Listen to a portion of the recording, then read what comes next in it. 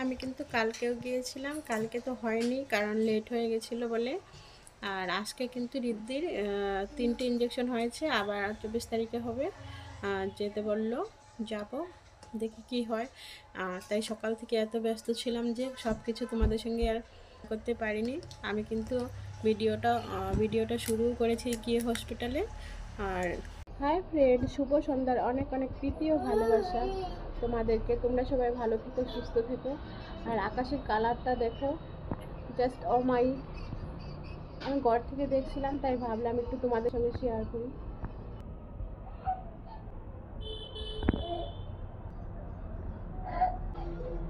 কালকে তো এসেছিলাম, দেখো ইঞ্জেকশনটা হয়নি। আজকে এসে কিন্তু এই যে 3টে, আজকে কিন্তু ওদের দিকে 3টা ইঞ্জেকশন দিয়েছে। আর এই যে দেখো ওদের কান্না করছে এক্ষুনি, কিন্তু তোমরা একটু রিদ্ধিকে বলে দাও তো, আর এক্ষুনি ঠিক হয়ে যাবে। এই যে দেখো, এর জন্য কিন্তু আমার আজকে মনটা খারাপ, তাই কিন্তু বেশি ভালো ভিডিও বানাতে পারছি না, মানে বেশি কিছু দেখাতে পারছি না। কারণ বাচ্চাদের মন খারাপ থাকলে বা অসুস্থ থাকলে কিন্তু মায়েদেরও ভালো লাগে না। আমি ভেবেছিলাম হয়তো ইঞ্জেকশন লাগাবো না, কিন্তু দেখলাম যে না, ইঞ্জেকশন দিয়েছে। Good morning, welcome back to my channel. আর আমার চ্যানেলে তোমাদেরকে মোস্ট ওয়েলকাম জানিয়ে আজকে ব্লগটা স্টার্ট করছি। আজকে কিন্তু আমি হসপিটাল থেকে ব্লগটা স্টার্ট করেছি। এই যে দেখো, রিদ্ধিকে নিয়ে এসেছি, রিদ্ধিকে কান্না করছে। রিদ্ধির ইঞ্জেকশনটাও হয়ে গেছে, ও কান্না করছে, মনটাও খারাপ। এই যে দেখো, রিদ্ধিকে বলে দাও ও যেন কান্না না করে, ও ভালো মেয়ে তো, গুড গার্ল। না বলে না, কিছু বলো তুমি। কিন্তু আমি রিদ্ধিকে নিচে বসে আছি কারণ ও কান্না করছিল তাই। আর হয়ে গেছে, আজকে খুব লেট হয়নি, তাড়াতাড়ি হয়ে গেছে। আর ইঞ্জেকশনের জায়গাটায় লোকও কম ছিল, ওপরে অনেক লোক।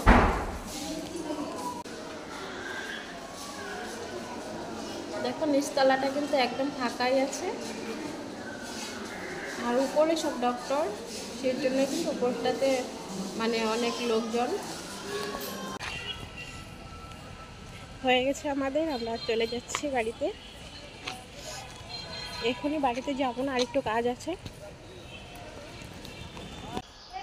হাই ফ্রেন্ড, এবার কিন্তু আমরা বাড়ি চলে এসেছি। আর আমিও চান করবো, রিদ্ধিকেও চান করাবো। আর গলু তো ঘুমিয়ে গেছে। রিদ্দি বলছে যে মা একটু বসবো, আমি তারপরে চান করবো, তার জন্য একটু বসে আছি, তারপরে চান করবো। বসে আছে এই যে।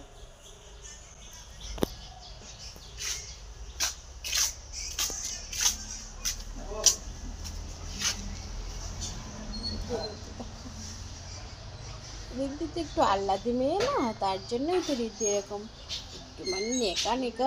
হসপিটাল থেকে এসে কিন্তু দেখো ভীষণ মাথাটা ধরেছে, তাই একটু চা বানাচ্ছি, চা খাবো। এই যে চা বানাচ্ছি কারণ চাটা আমার ভীষণই প্রিয় জিনিস একটা, তাই আমি কিন্তু সময়ে অসময়ে চা বানিয়ে খাই।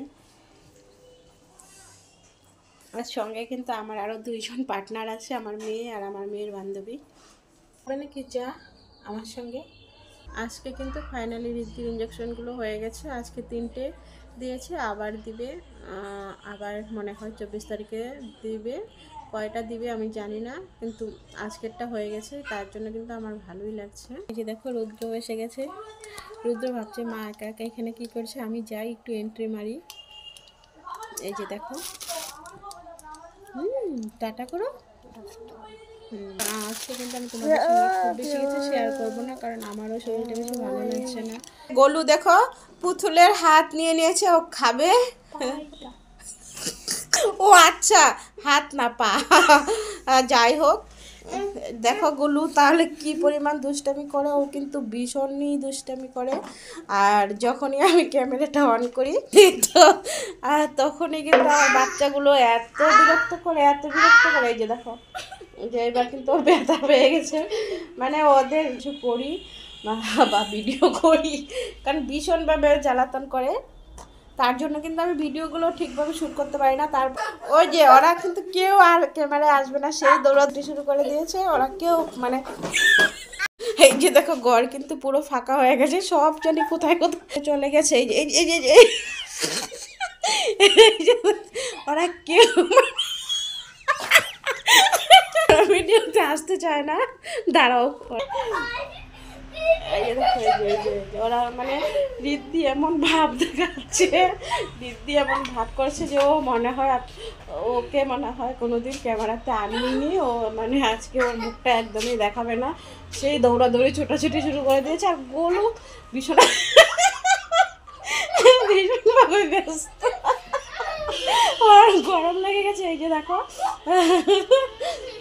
আর আকাশটার কালারটা দেখো ভীষণই সুন্দর লাগছে। দেখো মানে মাইক লাগছে একদম, দেখো ভীষণই সুন্দর লাগছে। তাহলে আজকের মতো ব্লগটা আমি এখানে এন্ড করছি। আবার দেখাবো নতুন কোনো ব্লগে। ততক্ষণ তোমরা সুস্থ থেকো, ভালো থেকো, টাটা।